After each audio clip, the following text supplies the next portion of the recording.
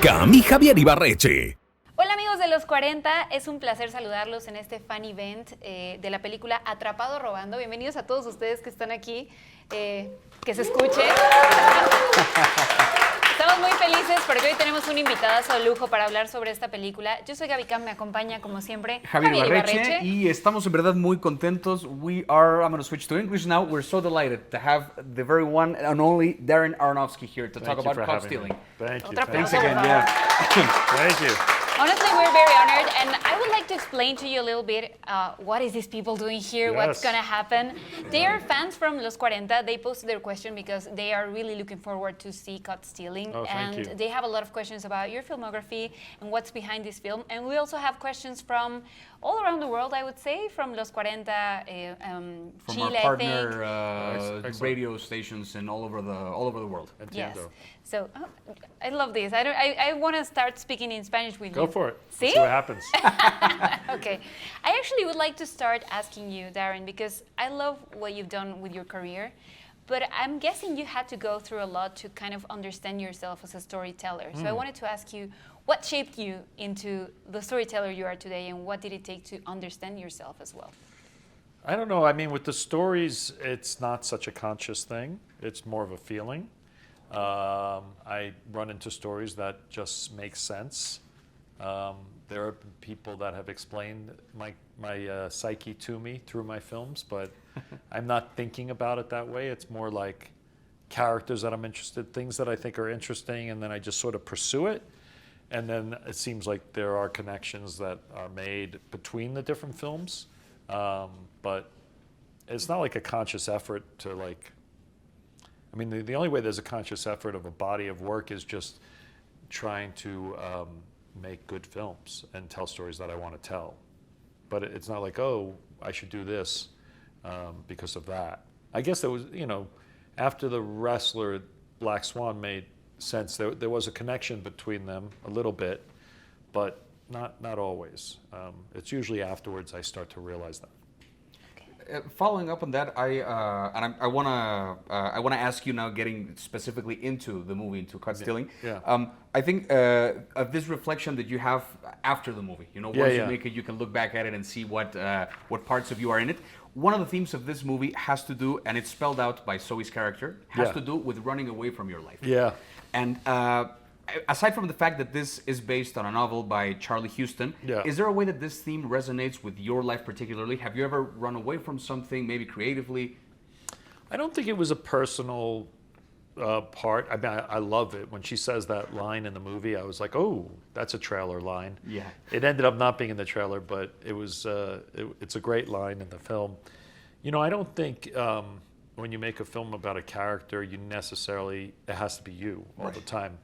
I think you just have to be able to understand it. I mean, that's part of the beautiful thing of film and storytelling, is that it can no matter how different the person is, if it's done well, you can become that person, you could understand them. So I think we could all relate to that a little bit in some ways, of things, of conflicts or things we haven't quite faced in our lives. Right.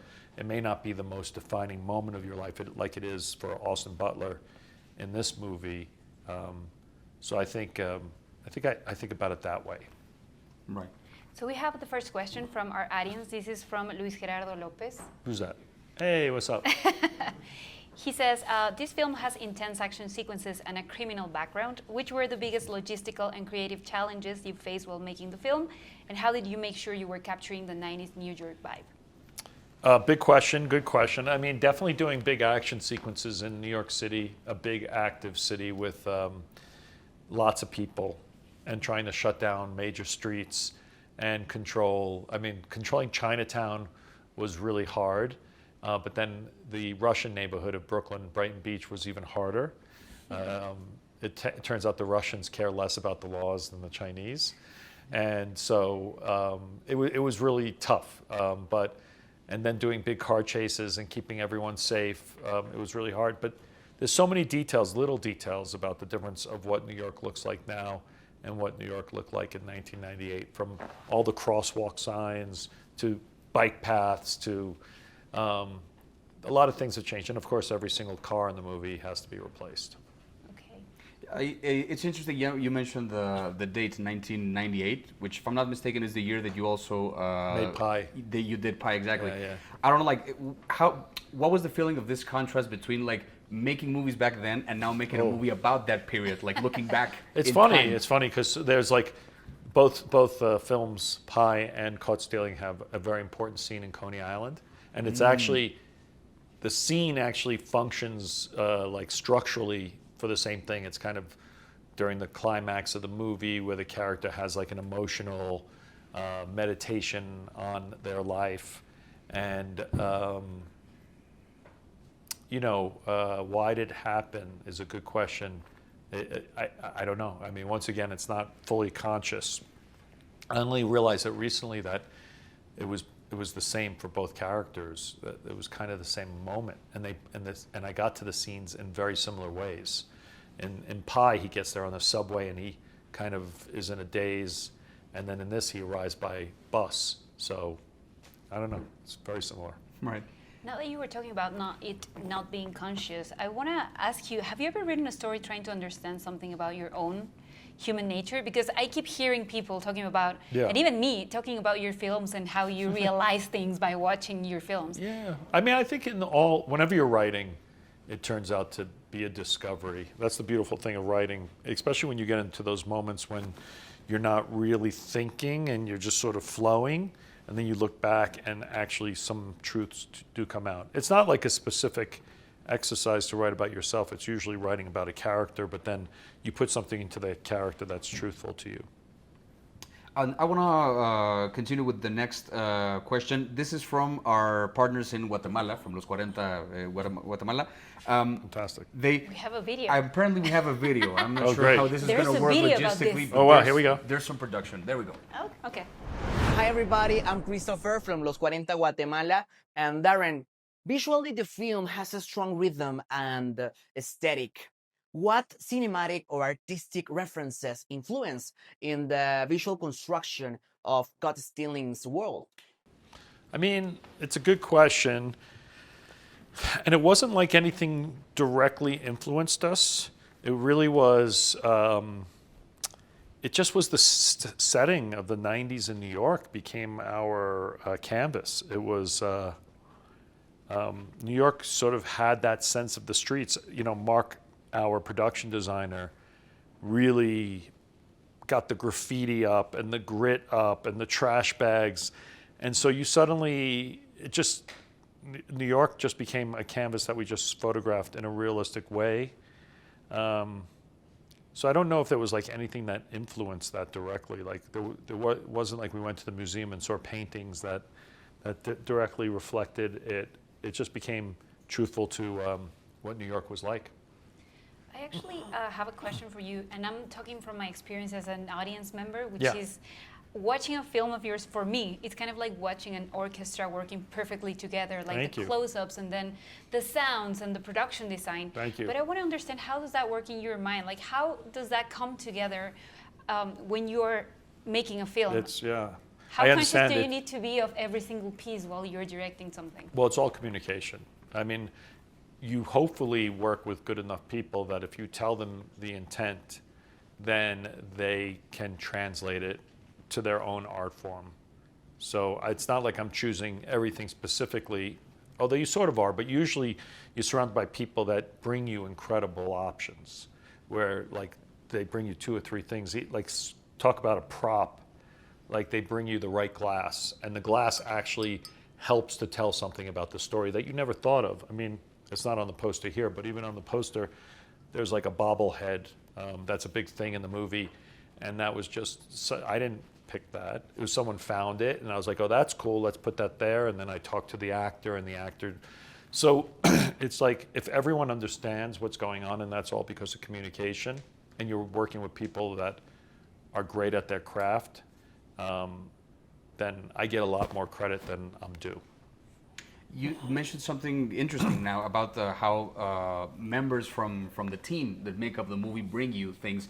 Speaking of the actors, because many of your movies, like, they have so memorable characters, and I think in this one, it's also, like you said, New York is the canvas, and in that canvas, they're like, so many nuanced and eccentric sometimes characters. In that sense, how much, like, what do the actors bring you that, or is there something that you remember that the actors brought to you in the construction of the characters that you were like, yes?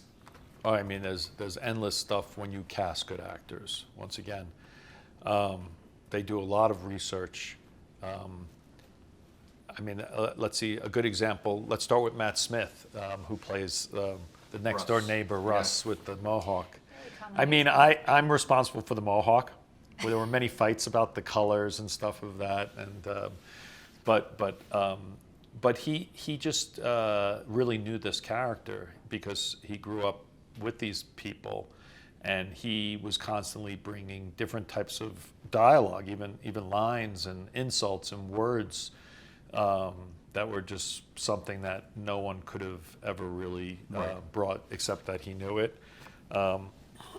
He definitely went with the costume people and brought me back many options of things he thought, and we shaped it all together to create it. You know, there was a lot of details in the characters that Liev Schreiber and Vincent D'Onofrio, and they did a lot of research and found all these little details that brought to life a lot of those characters, from even how the Yiddish was enunciated. I mean, even Benito, who's like a newer actor, did a lot of research, and because it was the first time he was playing a Puerto Rican on film, which was really important to him. He did a deep dive into kind of Puerto Rican culture in the East Village in the 90s, which was a really significant thing. Even the neighborhood is called Lower Saida, which is, you know, a Spanglish way of saying the Lower East Side. And one of the avenues is still called Lower Asida Avenue.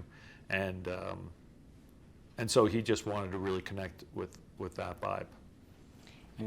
Honestly, it always blows my mind how you choose your actors, because usually, or at least for me, when I see them in your films, I'm like, I was not expecting this from this actor. Have you ever been in the need to convince someone that they can do something that you know they can do that maybe all not? The time. Really? Yeah, all the time. I mean, that's even with the amount of track record I've had, I'm constantly being told by actors, no. Constantly, I constantly get no's. So, you know, and sometimes it takes a bunch of convincing to get them to do it. I'm trying to think. In this film, no, Austin was pretty excited about this because it was showing a side of him that he's never, I mean, he's not a character in this film, in that there's a lot of him here. You see all different parts of him. But and Zoe was very similar. She very much wanted to do it. I guess this film was a bit easier in that the actors really wanted to be there. That's a good thing.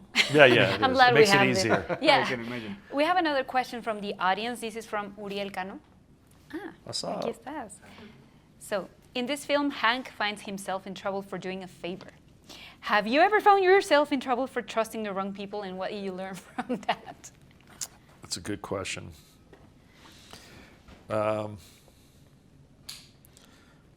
Oh my gosh. That you want to This share. is something I need prep for, because it's like, I'm sure that you do a favor that's gone. Daniel, any ideas? What? Uriel? No, my friend's here. He might sorry. remember one of them. I ever do a favor for someone and it's gone wrong? Yeah. Yeah, exactly. Do you remember any? Oh, I've done favors for you. It's gone wrong. Care to share? There you go.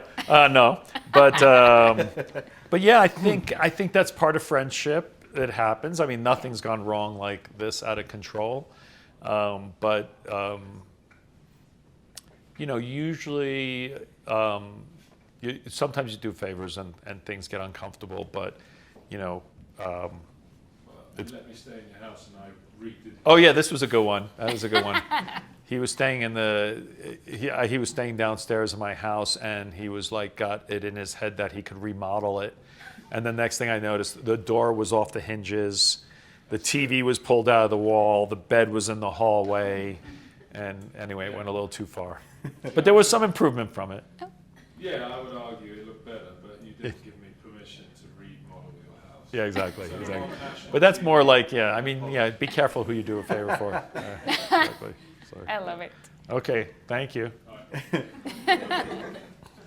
It's interesting that the premise of this movie and even the tagline right here, like a small favor, a big problem. Yeah, right? yeah.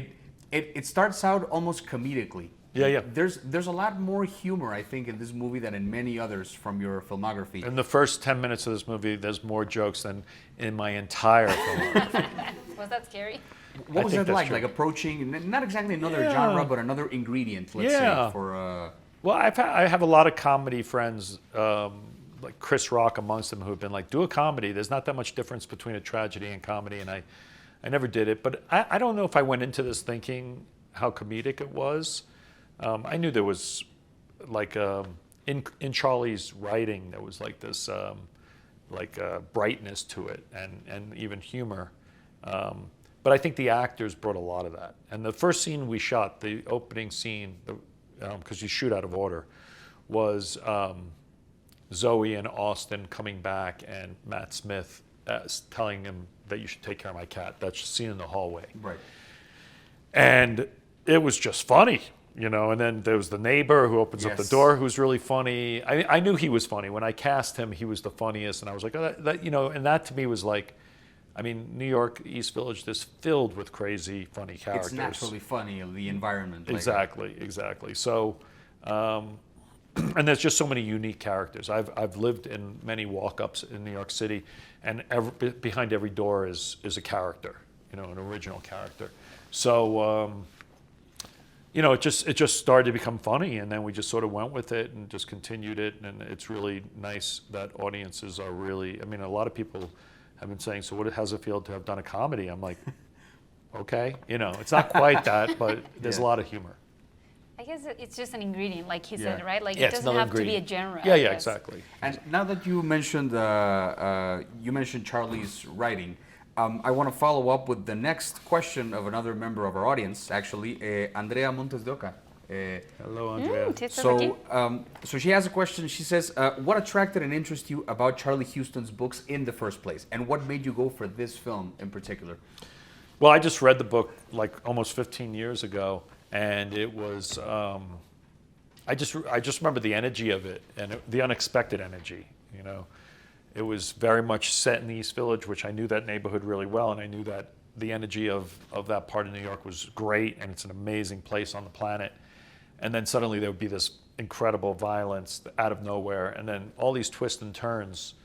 And I just enjoyed the journey of the book. So, I mean, that's usually enough for me. If I can feel something there, then it sort of lights me up and start chasing it and see what happens. Did you find yourself maybe saying, I could have written this?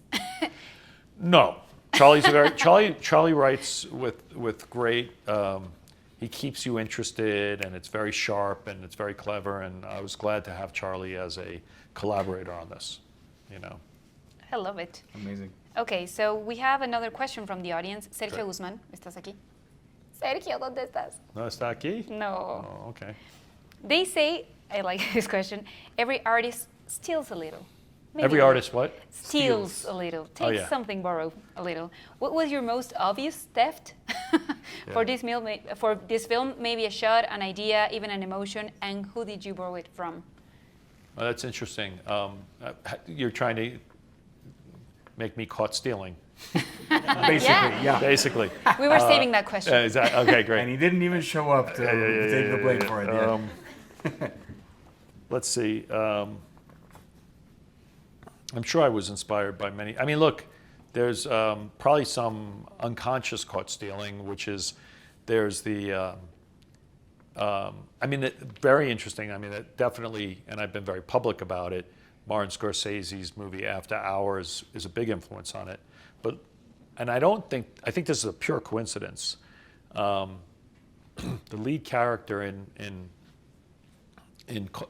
After Hours is Griffin Dunne, and he plays a character named Paul.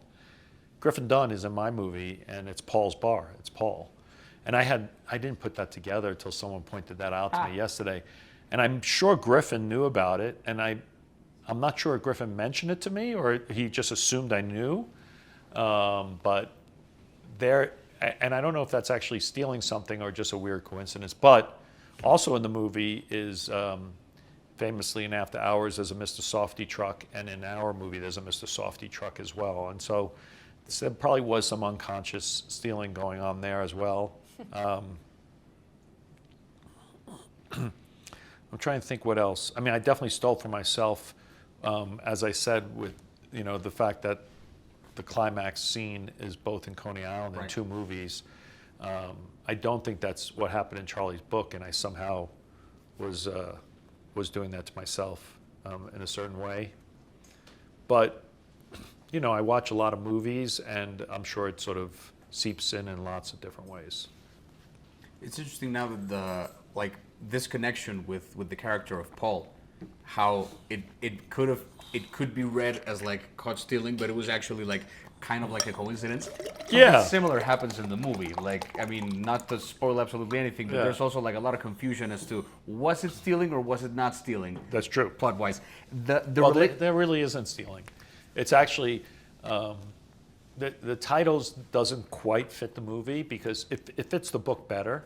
Because in the book, we use that for a baseball term, caught stealing. Right, stealing a base, right? Yeah, but you use that different. It's a different term in Spanish. Someone was telling me that's not base, no? when you get caught stealing between bases.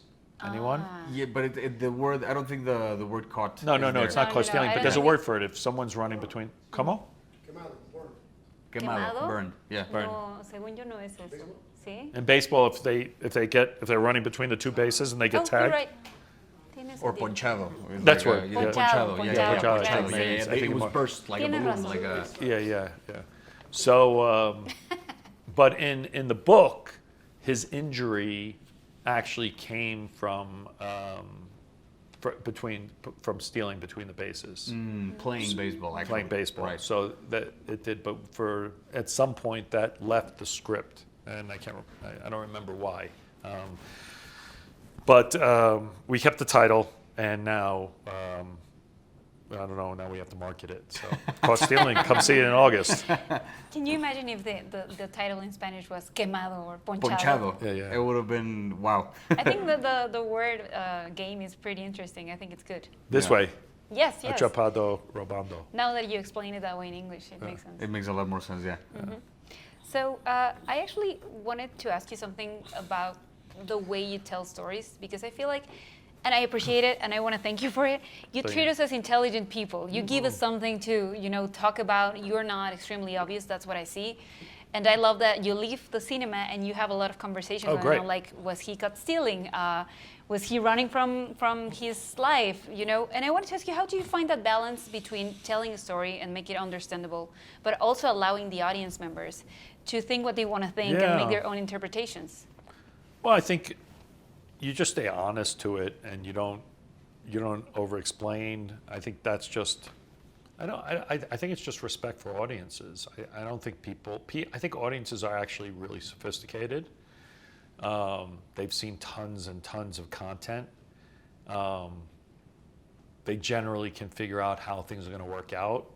That's why I like this movie. There are a lot of surprises for people, and it's fun. It's been fun hearing audiences react to them because you got them, which is hard. It's very hard to do. I mean, how many times have you been sitting in a movie theater and the person next to you figures out exactly what's going to happen at the end of the movie? Yeah. It's funny because Benito, when he saw the film in Puerto Rico, had left early because he was like in public and he wanted to leave before the end of the movie. And then we had a meal afterwards, and he couldn't believe how much stuff happens in the last 5 minutes of the film. And so he was like, what? Stop spoiling it. And so he's excited to see it again.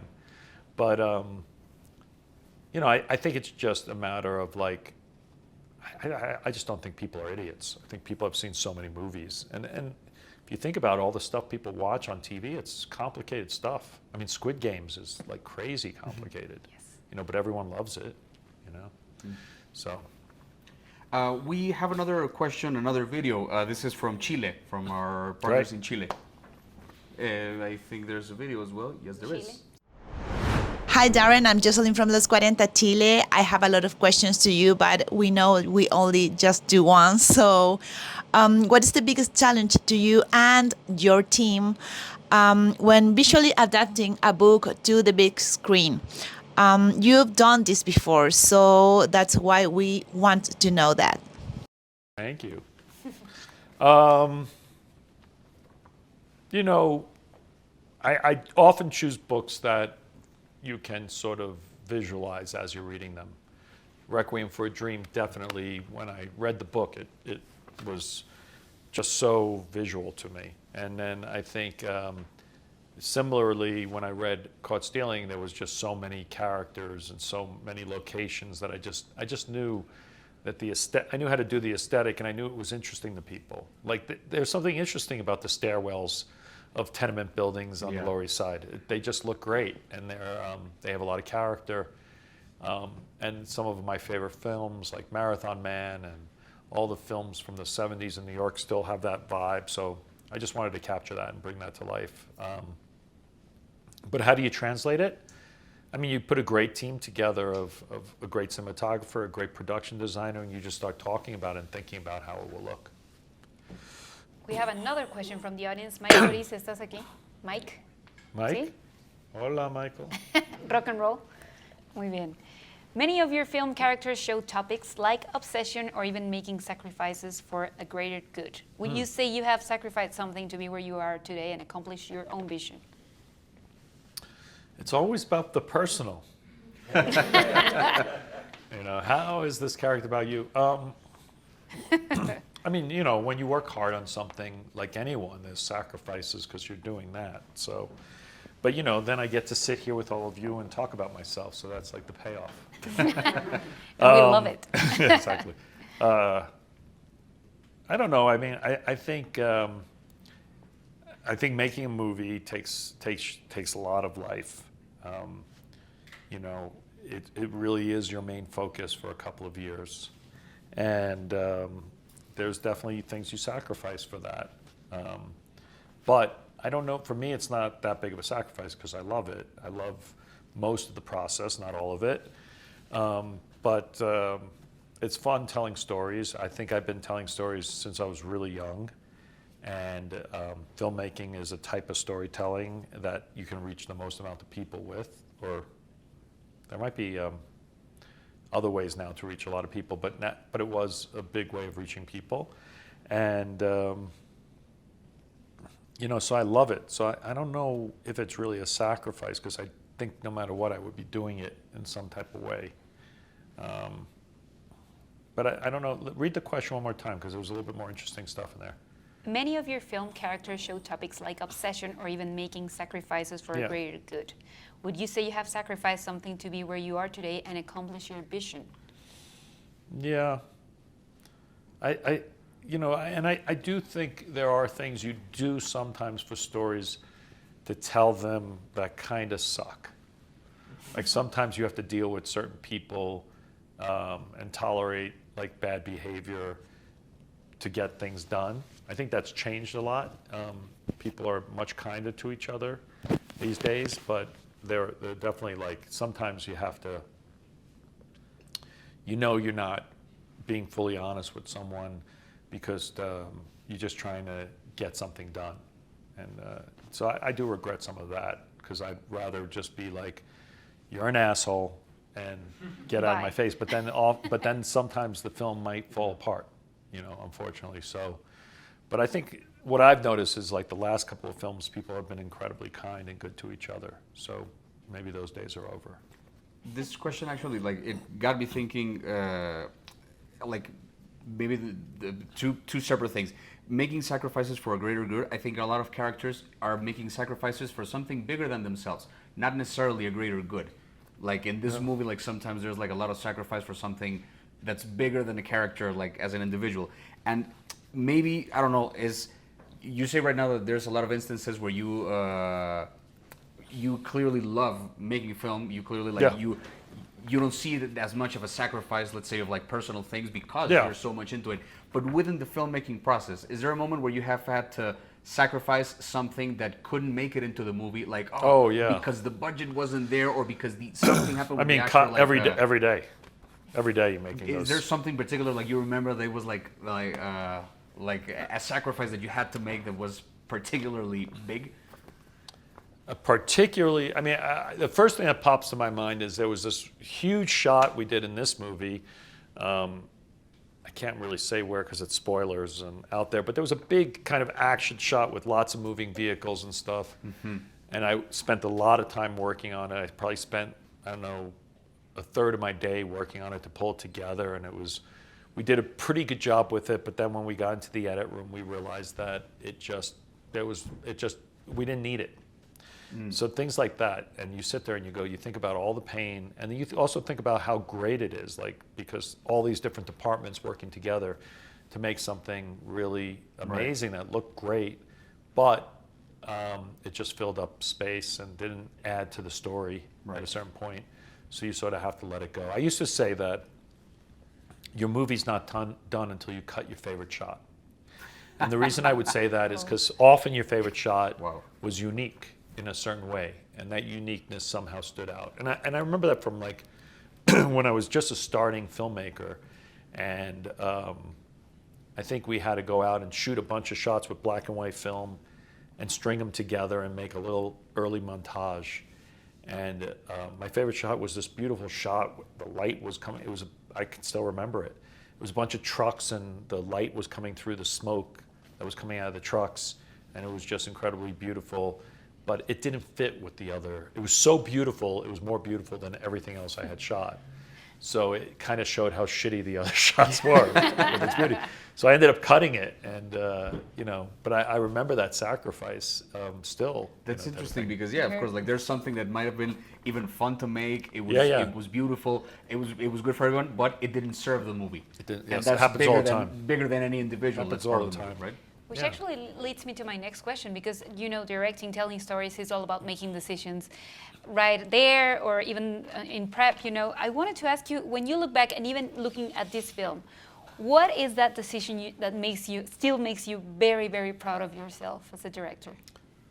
Sorry, I don't quite understand the decision to say that decision again? you've made for film that even now you look back and think, yes, I did. Great. It's usually like most of my films, on this movie or any movies? In any movie, but also in this movie. Well, I think both. First, on the other older movies, usually it's like they were all really hard to make.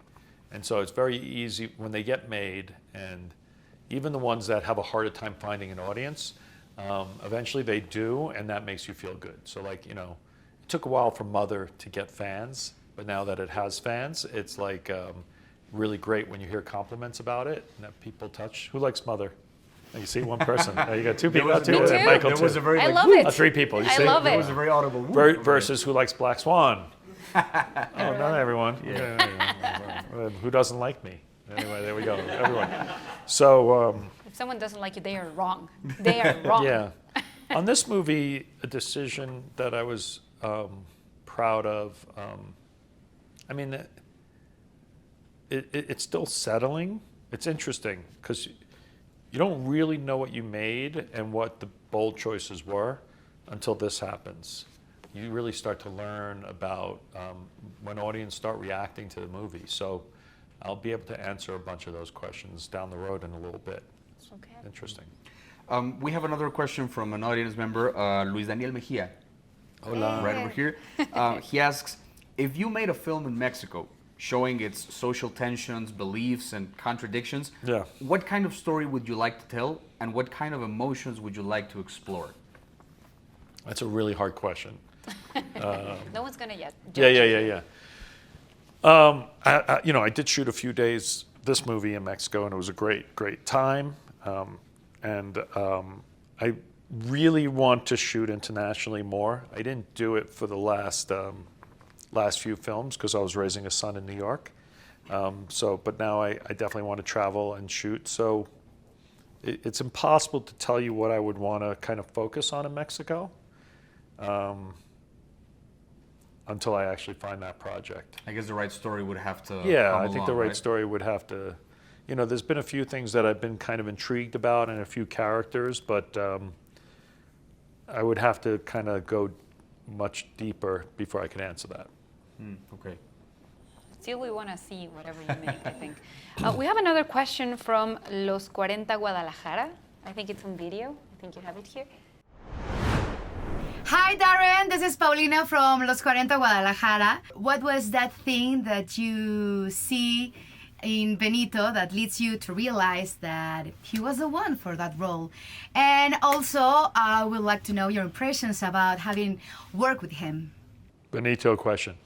Did we answer that yet or no? I don't Have we think talked a little bit You about? mentioned him and how the spoilers He at was the end worried of the about movie. being yeah. Puerto Rican. So, I heard he was interested in acting and that he was interested in working with me. I did find out recently he doesn't like scary movies or violent movies, and I think he's only seen El Luchador from me, which is interesting. So I was like, oh, you didn't really know my films, did you? But I guess he was following my reputation or something. I met with him. He's incredibly kind. He was very serious. And then when it came to actually working on the film, he did a lot of research into the character. I was saying that Puerto Rican culture is a big part of the Lower East Side, and so he was able to really create a character out of the research he did, and even named the character for us. He named the character. Yeah, because in the book it was named Red, was the character, and then we did a little research and we realized that there are red-headed Puerto Ricans, that it's a whole thing, and then he told us, oh, they're often called color rojo, and then that sort of stuck and became this whole thing. I love it. Yeah. Darren, we're almost out of time, but I have Okay. to ask you this. If someone is actually living under a rock and doesn't know who you are or what you're trying to tell, what would be the 3 films you would tell people, okay, this really represents who I am as a storyteller? It's like Really? choosing Like between your kids. I know. Bambi, Dumbo, Your and Peter films. Pan. Well, I can't do that. That's your job to do that. I mean, what's interesting about my movies is that it's like so many different people have different favorites. So it's hard. I mean, I can actually tell about people when they go, oh, that was my favorite of yours. I know exactly who they are. Okay. Like it reveals which one was your favorite. I think, oh my God, I would probably go for The Fountain of Life. The Fountain. Yeah. Yes, I love that. That means you're deep and really poetic and a very I beautiful like everything person. you do, if I'm entirely honest. When I discover everything behind Mother, it changed entirely my perspective of that film, Yeah. and now I really like it. Oh, thank you. Yes. Thank you. I think for me it would be The Wrestler. Yeah, that means Also you're that. very lonely. Maybe, yes. And have long hair. And you have long hair. Exactly. There you go. This is What's yours? inspired, Oh yeah. no, don't answer that. I don't have a favorite. I mean, usually it's the ones that are the most hated, just because I feel bad for them. So but now it's just I don't have a favorite really. Yeah. But and maybe hard to have one. to change it up a bit, because maybe you were saying how many times your movies are not necessarily a choice that you make to reflect something of yours. Yeah. Maybe afterwards you see some things, but going outside of your filmography, is there a movie from any other filmmaker that you think somehow represents you as a person, or that a movie that you would choose that says like, oh, this is a way to know who I am by watching this movie? It's a really It gets bad harder and question. It's actually a really good question, but that's a super hard one. Yeah, I can imagine. I mean, I don't know. No, I don't think there are films that I love and I could watch them over and over again, but like to actually represent, I don't even know who the hell I am. How would I have a film that I know who represents me? I think that's maybe the answer. there you I go. don't know who I am, and I think Does a lot of us anyone don't either. actually know? I don't think anyone in this world actually knows. Yeah. We're still figuring it's it a out. hard one. We're still We looking. usually help with your films for us to figure out who we are. So Yeah, thank yeah, you so yeah. much, Darren. Thank you. Gracias a todos ustedes por Thank estar you aquí con guys. Great nosotros. questions. Our time is up, but it was very nice to get to know you a little bit better, and thank you so Okay. much Thank you what for your do. time. That was for great. coming here That was to a lot talk of to fun. us about your And your filmography. filmography, we love it. Thank you for having also the winners of the Thank of you, this guys. dynamic, and So we have 2 more favors to ask before Yeah. you leave us. First, I think we're going to do a group photo. Oh, great.